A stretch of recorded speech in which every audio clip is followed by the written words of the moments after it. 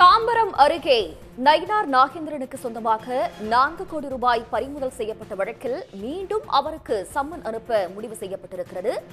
Nainar நாகேந்திரனின் hotel பணியாளர் 2 பேரில் விசாரணை மேற்கொள்ளப்பட்ட நிலையில் தற்போது அவருக்கு மீண்டும் சம்மன் அனுப்ப முடிவு செய்யப்பட்டிருக்கிறது. திருநெல்வேலி நோக்கி சென்ற நெல்லை விரைவு ரயிலில் போலீசார் மேற்கொண்ட சோதனையில் 4 கோடியுடன் 3 பேர் பிடிபட்டனர் என்பதும் குறிப்பிடத்தக்கது. சென்னை திருவிக நகரைச் சேர்ந்த சதீஷ், அவருடைய தம்பி நவீன், பெருமாள் என்பது விசாரணையில் தெரியவந்துள்ளது.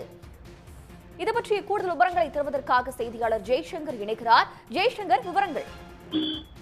அதாவது தாம்பரம் ரயில் நிலையத்தில் திருநெல்வேலிக்கு செல்லும் எக்ஸ்பிரஸ் ரயிலில் 4 கோடி பறிமுதல் செய்யப்பட்டது.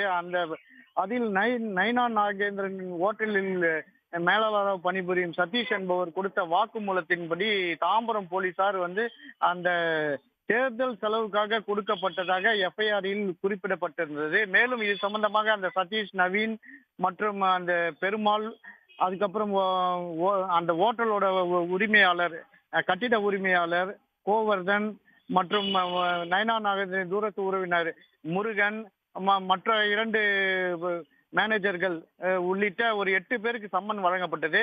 இதில் இந்த நயினார் நாகேந்திரனோட முக்கிய உறவினரான நேற்று முருகன் நேரில் ஆஜராகி சென்றார்.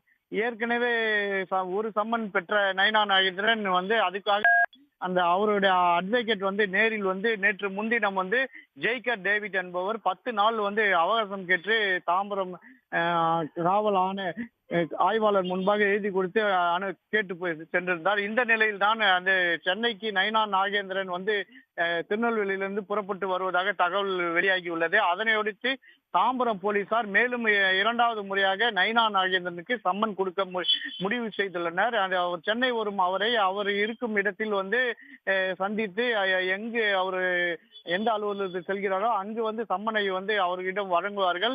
அது குறித்த தகவல் நாளை காலை தான் தெரிய வரும் என தெரிகிறது.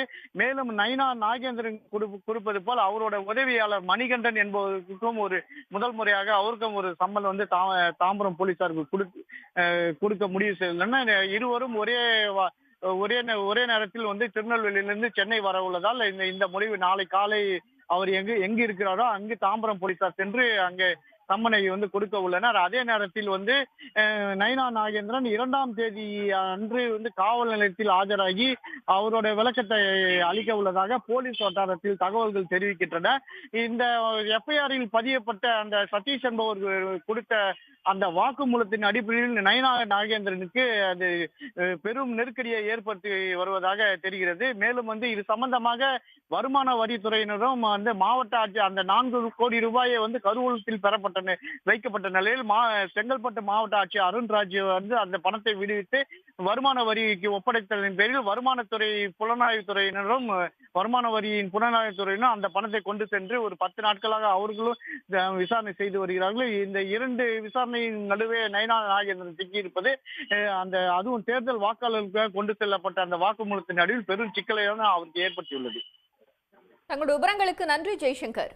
உடனுக்குடன் செய்திகளை தெரிந்து கொள்ள சன் நியூஸ் பெல் ஐகானை கிளிக் பண்ணுங்க.